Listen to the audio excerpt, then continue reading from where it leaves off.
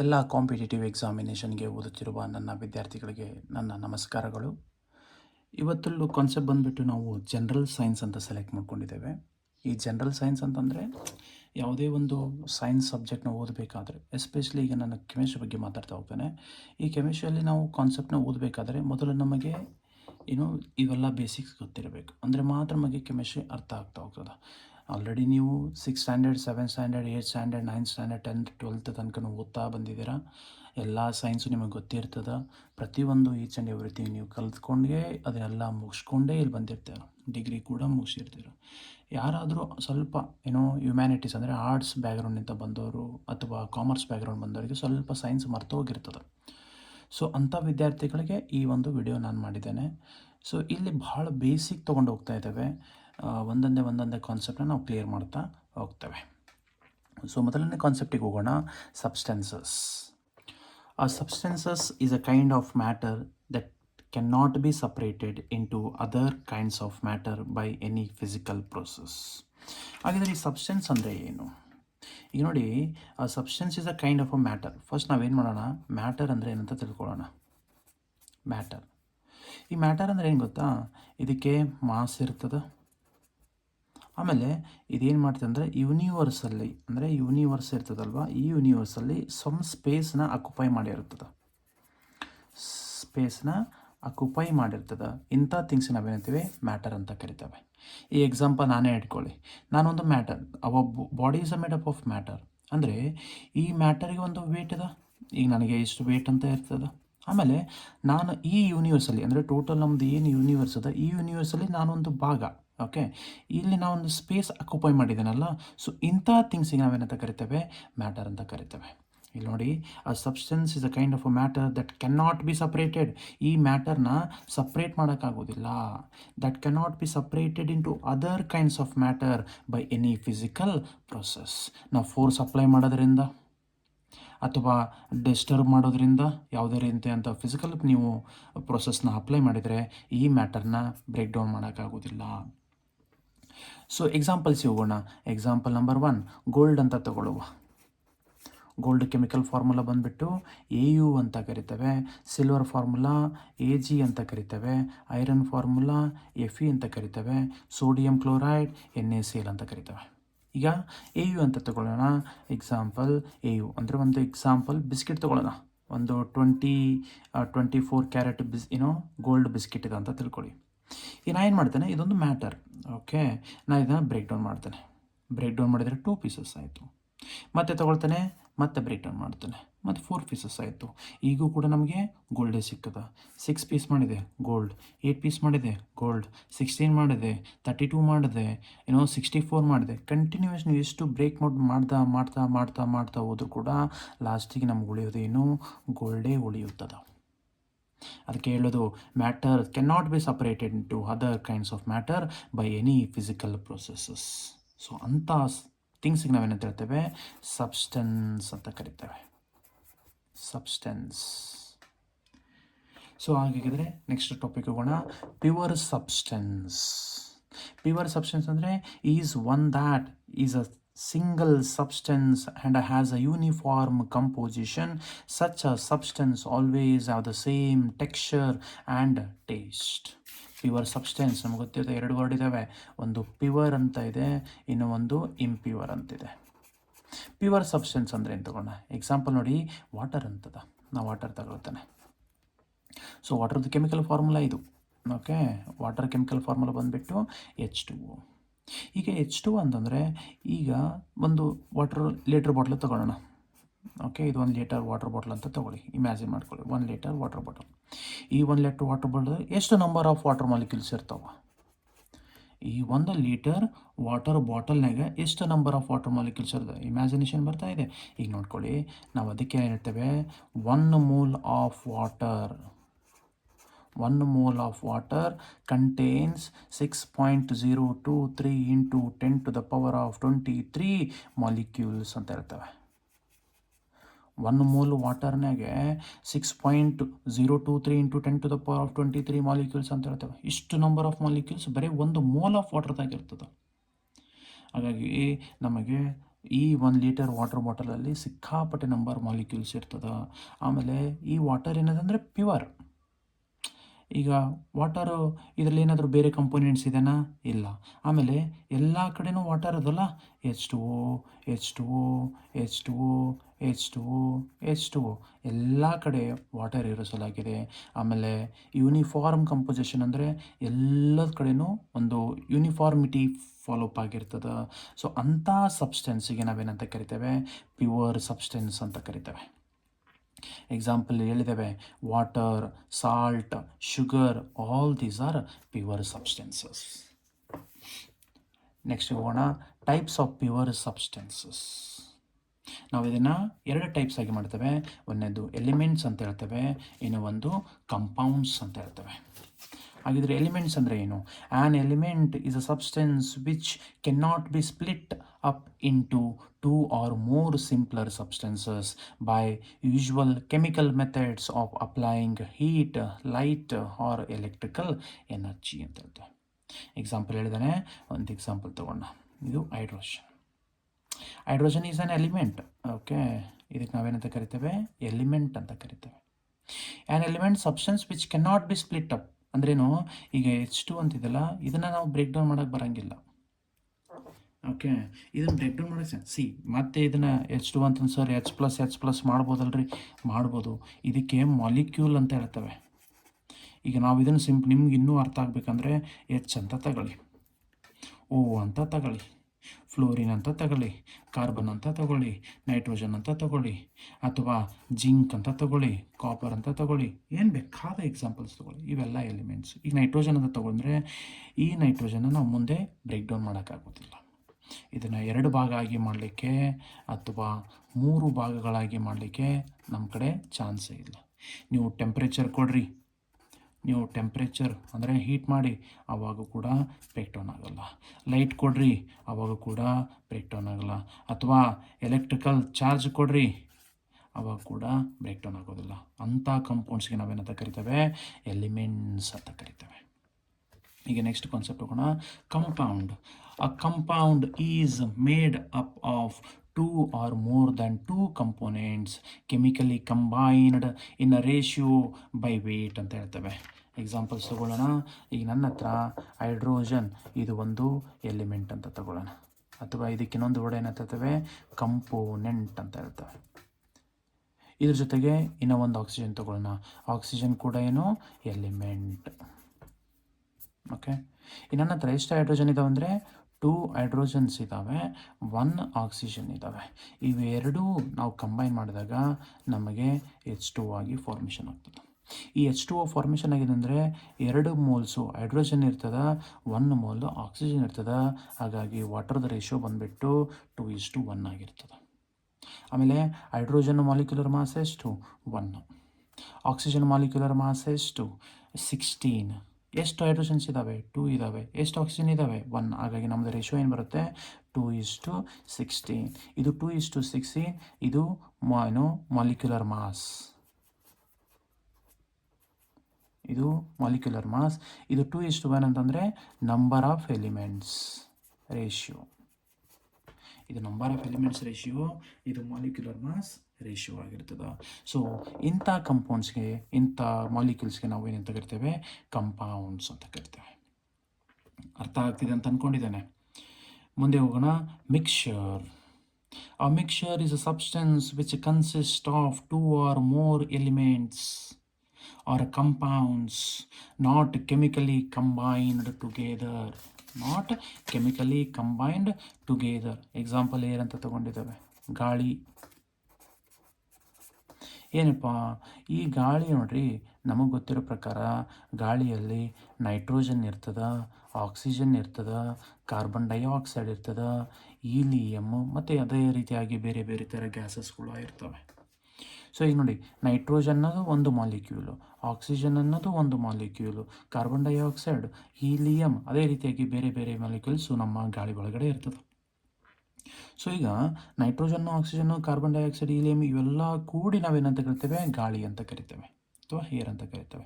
So ಇಂಥ ಥಿಂಗ್ಸಿಗೆ ನಾವೇನಂತ ಕರಿತೇವೆ? ಮಿಕ್ಸ್ಚರ್ ಅಂತ ಹೇಳ್ತೇವೆ. Mixture. A mixture is a substance which consists of two elements or compounds not chemically combined together. ನಾವೆಲ್ಲೇನಾದ್ರೂ chemical reaction ಮಾಡಿದ್ದೀವಾ? ನೋ. ಇಲ್ಲೇನಾದ್ರು ಕೆಮಿಕಲ್ ರಿಯಾಕ್ಷನ್ ಮಾಡಿವ್ಯಾ? ನೋ. ಇಲ್ಲೇನಾದ್ರು ಕೆಮಿಕಲ್ ರಿಯಾಕ್ಷನ್ ಮಾಡಿವ್ಯಾ? ನೋ. ಯಾವುದೇ ರೀತಿಯಂಥ ಕೆಮಿಕಲ್ ರಿಯಾಕ್ಷನ್ ಮಾಡಿಲ್ಲ. ಅವೇನಾಗಿದ್ದಾವೆ? ನೈಟ್ರೋಜನ್ ಜೊತೆ ಆಕ್ಸಿಜನ್, ಆಕ್ಸಿಜನ್ ಜೊತೆ ಕಾರ್ಬನ್ ಡೈಆಕ್ಸೈಡ್, ಕಾರ್ಬನ್ ಜೊತೆಗೆ ಹೀಲಿಯಂ ಏನಾಗಿರ್ತವೆ? ಕನ್ಸಿಸ್ಟ್ ಆಗಿರ್ತವೆ, ಗಾಳಿ ಒಳಗಡೆ ಇರ್ತದೆ.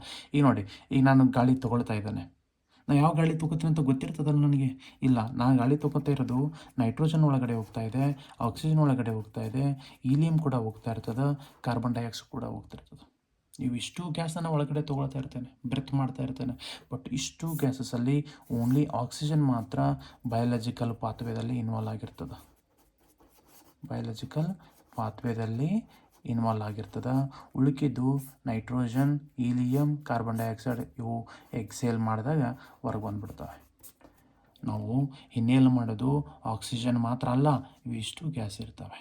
ಸೊ ಇದು ಮಿಕ್ಸರ್ಗೆ ನಾವೇನಂತ ಕರಿತೇವೆ? ಮಿಕ್ಸರ್ ಅಂತ ಕರಿತೇವೆ. ಓಕೆ, ಐ ಹೋಪ್ ಕ್ಲಿಯರ್ ಆಗಿದೆ ಅಂತ ಅಂದ್ಕೊಂಡಿದ್ದೇನೆ. ನೆಕ್ಸ್ಟ್ ಹೋಗೋಣ, ಟೈಪ್ಸ್ ಆಫ್ ಮಿಕ್ಸರ್ಸ್. ಇಲ್ಲಿ 2 ಟೈಪ್ ಮಿಕ್ಸರ್ಸ್ ಬರ್ತದೆ. ಒಂದು homogeneous mixer, ಏನದರ್ one is ಹೆಟಿರೋಜಿನಿಯಸ್ mixer. First one homogeneous ಹೋಗೋಣ. ಹೋಮೋಜಿನಿಯಸ್ ಮಿಕ್ಸರ್ ನೋಡಿ. ಹೋಮೋಜಿನಿಯಸ್ ಅಂದ್ರೆ ಏನು? It has a uniform composition through out and it's component can not B distinguished visually ಅಂತ ಹೇಳ್ತಾನೆ. ಏನಪ್ಪ ಮೀನಿಂಗು?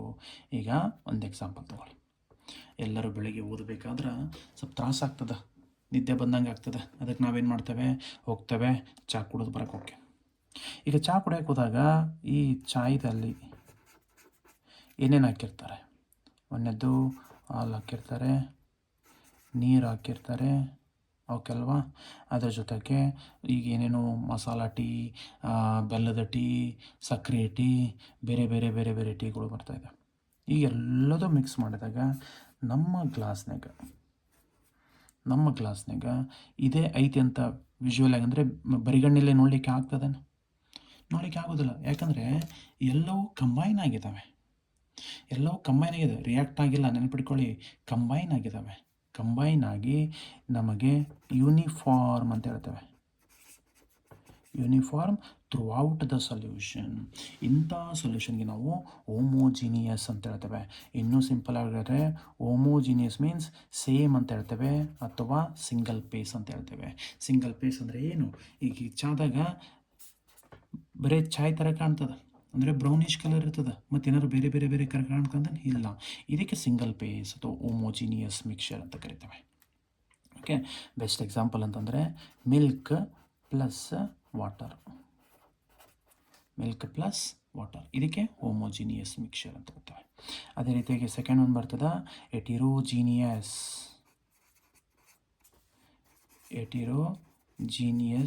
ಮಿಕ್ಸರ್. Heterogeneous mixture ಅಂದ್ರೇನು? It is one that is not uniform throughout. Different samples of heterogeneous mixture may have a different composition. Best example ತೊಗೋಣ. ಈಗ ಏನು ಮಾಡ್ಕೊಳ್ಳಿ, ಒಂದು glass water ತಗೊಳ್ಳಿ. ಓಕೆ, ಇದ್ರಾಗ ವಾಟರ್ ಅದ. ಇನ್ನೂ ಒಂದು ಗ್ಲಾಸ್ ಏನು ಮಾಡಿ, ಆಯಿಲ್ ತೊಗೊಳ್ಳಿ. ಯಾವುದೇ ಒಂದು ಆಯಿಲ್, ಈಗ ಎಕ್ಸಾಂಪಲ್ ಕೊಬ್ಬರಿ ಎಣ್ಣೆ ತಗೊಂಡ್ಬಿಡೋಣ. ಓಕೆ, ಈ ಆಯಿಲ್ನ ತೊಗೊಂಡೋಗಿ ಈ ವಾಟ್ರಿಗೆ ಹಾಕಿ. ಈ ಆಯಿಲ್ನ ತೊಗೊಂಡೋಗಿ ವಾಟರ್ ಹಾಕಿದಾಗ ಈಗ ನೋಡ್ತಾ ಹೋಗಿ ನಮಗೆ ಒಂದೇ ಲೇಯರ್ ಫಾರ್ಮ್ ಹಾಕದ, 2 ಲೇಯರ್ ಫಾರ್ಮ್ ಹಾಕದ. ಇಮ್ಯಾಜಿನ್ ಮಾಡ್ಕೊಳ್ಳಿ, ಆಯಿಲ್ ಮತ್ತು ವಾಟರ್ದಾಗ ಒಂದೇ ಫಾರ್ಮ್ ಹಾಕದ, 2 ಲೇಯರ್ ಫಾರ್ಮ್ ಹಾಕದ. ಸೊ ಕೆಳಗೆ ವಾಟರ್ ಕುಂತಿರ್ತದ, ಮೇಲೆ ಆಯಿಲ್ ಕುಂತಿರ್ತದೆ. ಸೊ ನೀವು ಬರಿಗಣ್ಣಿಲ್ಲಿ ಆರಾಮ್ಸೆ ಕಾಣ್ಬೋದು, ಇದನ್ನು ನೋಡ್ಬೋದು. ಸೊ ಇಂಥ ಮಿಕ್ಸರ್ಸ್ ಏನಂತ ಹೇಳ್ತೇವೆ? ಹೆಟಿರೋಜಿನಿಯಸ್ ಮಿಕ್ಸರ್ ಅಂತ ಹೇಳ್ತೇವೆ. ಯಾಕೆ ಇದು ಆಯಿಲ್ ಮೇಲೆ ಬಂತಪ್ಪ? ಯಾಕಂದರೆ ಇದು ಎದ್ರ ಮೇಲೆ ಡಿಪೆಂಡ್ ಆಗಿರ್ತದೆ ಅಂದರೆ ಡೆನ್ಸಿಟಿ ಮೇಲೆ ಡಿಪೆಂಡ್ ಆಗಿರ್ತದೆ. ಡೆನ್ಸಿಟಿ ಆಫ್ ಆಯಿಲ್ ಏನಾಗಿರ್ತದೆ ಅಂತಂದರೆ ಲೆಸ್ಸರ್ ದ್ಯಾನ್ ದ ವಾಟರ್ ಆಗಿರ್ತದೆ. ನಮಗೆ ಗೊತ್ತಿರೋ ಪ್ರಕಾರ ವಾಟರ್ ಡೆನ್ಸಿಟಿ ಎಷ್ಟು ಅಂದರೆ 1 ಅಂತ ಹೇಳ್ತೇವೆ. ಆಯಿಲ್ ಡೆನ್ಸಿಟಿ ಅಂದರೆ ಇಟ್ ಈಸ್ ಲೆಸ್ಸರ್ ದ್ಯಾನ್ 1 ಅಂತ ಹೇಳ್ತೇವೆ. ಅಂದರೆ 0.8 ಹಂಗಿರ್ತದೆ. ಅಂದರೆ 0.8 ಅಥವಾ 0.9 ತನಕ ಇರ್ತದೆ. ವಾಟರ್ ಡೆನ್ಸಿಟಿ 1 ಇರ್ತದೆ. ಸೊ ಹಾಗಾಗಿ ಆಯಿಲ್ನ ನೀವು ನೀರಿಗೆ ಹಾಕಿದಂದರೆ ಆಯಿಲ್ ನೀರು ಮೇಲ್ಗಡೆ ತೇಲಿಕ್ಕೆ ಹೋಗ್ತದೆ. ಅದೇ ರೀತಿಯಾಗಿ ಪ್ಲಾಸ್ಟಿಕ್ ಕೂಡ, ಪ್ಲಾಸ್ಟಿಕ್ಕಿದು ಡೆನ್ಸಿಟಿ ಏನಾಗಿರ್ತದೆ ಅಂದರೆ ವಾಟರ್ಗಿಂತ ಕಡಿಮೆ ಆಗಿರ್ತದೆ. ಸೊ ಹಂಗಾಗಿ ವಾಟರು ಮೇಲೆ ಪ್ಲಾಸ್ಟಿಕ್ಕು ತೇಲ್ತದೆ. ಸೊ ಒಮೋಜಿನಿಯಸ್ಸು ಮತ್ತು ಹೆಟ್ರೋಜಿನಿಯಸ್ ಎರಡೂ ನಿಮಗೆ ಕಾನ್ಸೆಪ್ಟ್ ಅರ್ಥ ಆಗಿದೆ ಅಂತ ಅಂದ್ಕೊಂಡಿದ್ದಾನೆ. Example salt plus pepper, oil ಮತ್ತು ವಾಟರ್. ಅದೇ ರೀತಿಯಾಗಿ ನೆಕ್ಸ್ಟ್ ಕ್ವಶನ್ ಹೋಗೋಣ. ಅಂದರೆ ನೆಕ್ಸ್ಟ್ ಕಾನ್ಸೆಪ್ಟ್ ಸೊಲ್ಯೂಷನ್. ಸೊಲ್ಯೂಷನ್ ಅಂದರೆ ಏನು? It is a homogeneous mixture. ಇಟ್ಟು ತನಕ ಓದಿದ್ವಿ ಹೋಮೋಜಿನಿಯಸ್. ಹೋಮೋ ಅಂತಂದರೆ ಏನು? Single phase. Homogeneous mixture. It is a homogeneous mixture of 2 or more substance. ಅಂದರೆ 2 ಸಬ್ಸ್ಟೆನ್ಸ್ ಇರಲೇಬೇಕಿದ್ರಾಗ. 2 or more substance whose composition can be varied. Composition can be varied. Example ತೊಗೊಳ್ಳಿ, salt ಮತ್ತು water ತಗೊಳ್ಳಿ. Best example ನೋಡ್ತೀವಿ, imagine ಮಾಡ್ಕೊಳ್ಳಿ, ನನ್ನ ಕಡೆ water ಅಂತ. ಓಕೆ, ಒಂದು ಗ್ಲಾಸ್ನೇ ವಾಟರ್ ಅಂತ. ನಾನು ಇನ್ನೊಂದು ಏನು ಮಾಡ್ತೀನಿ, ಒಂದು ಪೇಪರ್ ತಗೊಳ್ತೇನೆ. ಈ ಪೇಪರಲ್ಲಿ ಒಂದು ಸ್ವಲ್ಪ ಶುಗರ್ ಐತಿ. ಓಕೆ, ಇಮ್ಯಾಜಿನ್ ಮಾಡ್ಕೊಳ್ಳಿ, ಶುಗರ್ ಐತಿ. ಇಲ್ಲೊಂದು 1 ಲೀಟರ್ ತಗೊಳ್ಳೋಣ ವಾಟ್ರ್. ಈ ಶುಗರ್ನ ಇದಕ್ಕೆ ಹಾಕ್ರಿ. ಶುಗರ್ ಹಾಕಿದ ತಕ್ಷಣ ನಿಮಗೆ ಶುಗರ್ ಸೊಲ್ಯೂಷನ್ ಅಂತ ಸಿಗುತ್ತೆ, ಸಕ್ಕರೆ ನೀರು ಅಂತ ಹೇಳ್ತೇವೆ.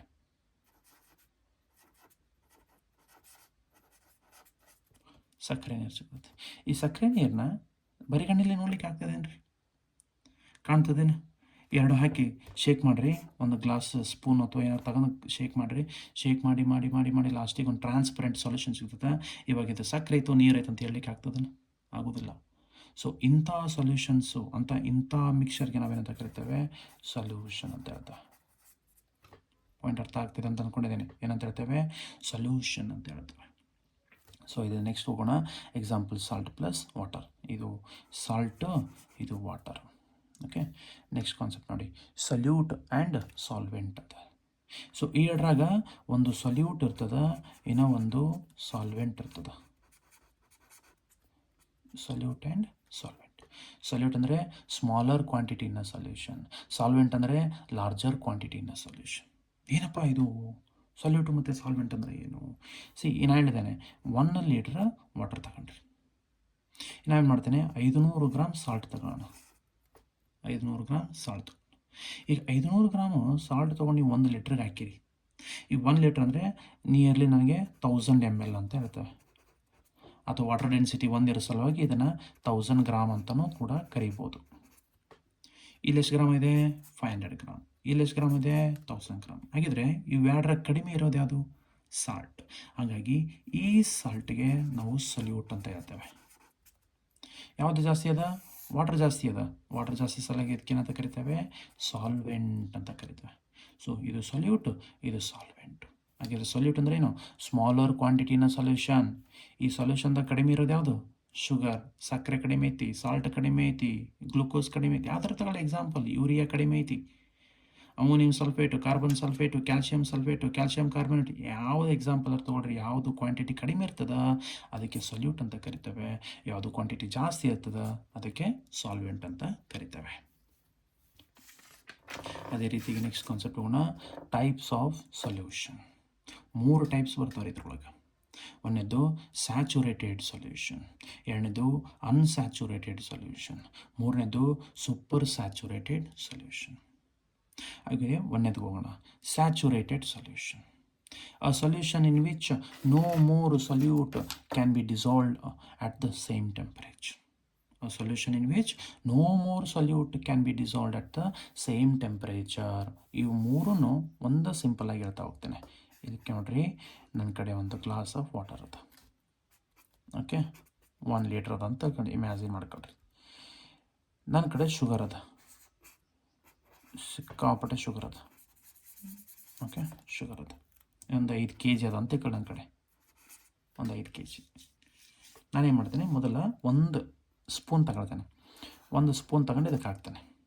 ಹಾಕಿದ ತಕ್ಷಣ ಈ ಸೀದಾ ಹೋಗಿ ಅದರೊಳಗಡೆ ಡಿಸಾಲ್ವ್ ಆಗಿಬಿಡುತ್ತೆ. ಓಕೆ, 1 ಲೀಟ್ರ್ದಾಗ ಡಿಸಾಲ್ವ್ ಆಗಿಬಿಡುತ್ತೆ. 2 ಸ್ಪೂನ್ ಹಾಕ್ತೀನಿ, ಡಿಸಾಲ್ವ್ ಆಗ್ತದೆ. 3 ಸ್ಪೂನ್ ಹಾಕ್ತೀನಿ, ಡಿಸಾಲ್ವ್ ಆಗ್ತದೆ. 4, 5 ಹಿಂಗೆ ಇನ್ಕ್ರೀಸ್ ಮಾಡ್ತಾ ಮಾಡ್ತಾ ಮಾಡ್ತಾ ಮಾಡ್ತಾ ಹೋದಂಗೆಲ್ಲ ಒಂದು ಟೈಮ್ ಬರ್ತೈತೆ ರೀ, ಆ ಟೈಮಿಗೆ ಅದು ಡಿಸಾಲ್ವ್ ಆಗೋದಿಲ್ಲ. ಪಾಯಿಂಟ್ ಅರ್ಥ ಆಗ್ತಾನೆ ಹೇಳಿದ್ದು? ಯಾವಾಗ ಡಿಸಾಲ್ವ್ ಆಗೋದು ಸ್ಟಾಪ್ ಆಗ್ತದಲ್ಲ ಅಂಥ ಸೊಲ್ಯೂಷನ್ಗೆ ನಾವೇನಂತ ಕರಿತೇವೆ? ಸ್ಯಾಚುರೇಟೆಡ್ ಸೊಲ್ಯೂಷನ್ ಅಂತ ಕರಿತೇವೆ. Saturated solution. ಅವಾಗ ಏನು ಮಾಡಿಬಿಡ್ತೈತಿ, ಆ ಸಕ್ಕರೆ ಬಂದು ಸೀದಾ ಬಂದು ಇಲ್ಲಿ ಕುತ್ಕೊಂಡ್ಬಿಡ್ತೈತಿ. ಅದೇನಾಯ್ತು, no more amount of solute ಅಂದರೆ ಇದು ಸಲ್ಯೂಟ್, ಇದು ಸಾಲ್ವೆಂಟ್. ಯಾಕಂದರೆ ಇದು ನಾವೇನು ಮಾಡ್ತೀವಿ, ಇದನ್ನು ಸ್ವಲ್ಪ ಹಾಕಕತ್ತೀವಲ್ಲ ಇದ್ರೊಳಗಡೆ, ಈ ಸೊಲ್ಯೂಷನ್ಗೆ ಎಷ್ಟು ಅದ ಭಾಳ ಅಂದ್ರೆ 1 ಲೀಟ್ರ್ನಾಗ ಒಂದು 200 ಗ್ರಾಮ್ ಹಾಕಿವಿ ಅಂತ ತಿಳ್ಕೊಳ್ಳಿ. ಇದು ಕಡಿಮೆ, ಇದೇ ಕಡಿಮೆ, 200 ಕಡಿಮೆ ಅಲ್ಲ, ಹಾಗೆ ಇದಕ್ಕೆ ಏನಂತೀವಿ ಸೊಲ್ಯೂಟ್, ಇದಕ್ಕೆ ಏನಂತ ಕರಿತೀವಿ ಸಾಲ್ವೆಂಟ್. ಮತ್ತು ಇಲ್ಲಿ 5 kg ಐತಿ, ಇದು 1 ಲೀಟ್ರ್ ಐತಿ, ಹಂಗಲ್ಲ, ನಾನು ಸುಮ್ಮನೆ ಎಕ್ಸ್ಟ್ರಾ ತಗೊಂಡೇನೆ. ಬಟ್ ಸೊಲ್ಯೂಷನ್ದಾಗ ಎಷ್ಟು ಗ್ರಾಮು ಶುಗರ್ ಅದ, ಎಷ್ಟು ಗ್ರಾಮು ವಾಟರ್ ಅದ, ಇದ್ರ ಮೇಲೆ ನಾವೇನು ಮಾಡ್ತೀವಿ, ಇದು ಸೊಲ್ಯೂಟು, ಇದು ಸಾಲ್ವೆಂಟ್ ಅಂತ ಹೇಳ್ತೀವಿ. ಈಗ 200 ಗ್ರಾಮ್ ಹಾಕಿದ ತಕ್ಷಣ ಅದೇನಾಗ್ಬಿಡ್ತು, ಡಿಸಾಲ್ವ್ ಆಗೋದು ಸ್ಟಾಪ್ ಆಗಿಬಿಡ್ತು. ಅದಕ್ಕೆ ಸ್ಯಾಚುರೇಟೆಡ್ ಸೊಲ್ಯೂಷನ್ ಅಂತ ಹೇಳ್ತೀವಿ. ಓಕೆ, ಈಗ ನೋಡಿ, a solution in which no more solute can be dissolved at the same temperature, ಅದಕ್ಕೆ saturated. Unsaturated, it is a solution in which more solute can be dissolved at the temperature. ಇಲ್ಲೇ ಹೋಗೋಣ, ಈಗ 200 gram ಹಾಕೋಕ್ಕಿಂತ ಮುಂಚೆ 190 gram ಹಾಕಿನ ತಿಳ್ಕೊಳ್ಳಿ. 190 gram, ಈ 190 gram dissolve ಆಗೈತಲ್ಲ ಇದ್ರಾಗ, point ಅರ್ಥ ಆಗ್ತಿದೆ, ಇದ್ರೊಳಗೆ ಡಿಸಾಲ್ವ್ ಆಗೈತಿ. ನಿಮಗೆ ಇದು ಟ್ರಾನ್ಸ್ಪರೆಂಟ್ ಫೀಲ್ ಕಾಣ್ತದೆ, ಟ್ರಾನ್ಸ್ಪರೆಂಟ್ ಥರ ಕಾಣಾಗತ್ತದ. ಇಲ್ಲಿ 200 ಗ್ರಾಮ್ ಹಾಕತ್ತೆ ರೀ, ಇಲ್ಲಿ 190 ಗ್ರಾಮ್ ಹಾಕತ್ತೆ ರೀ. 190 ಗ್ರಾಮ್ ಹಾಕಿದ್ರು ಡಿಸಾಲ್ವ್ ಆಗೈತಿ. ಬಟ್ ಯಾವಾಗ ನೀವು ಇದಕ್ಕಿಂತ ಹೆಚ್ಚಾಗಿ ಹೋಗ್ತೀರಿ ಅವಾಗ ಡಿಸಾಲ್ವ್ ಆಗೋದಿಲ್ಲ. ಡಿಸಾಲ್ವ್ ಆಗಲಿಲ್ಲ ಅಂದರೆ ಅದು ಸ್ಯಾಚುರೇಟೆಡ್ ಅಂತೀವಿ.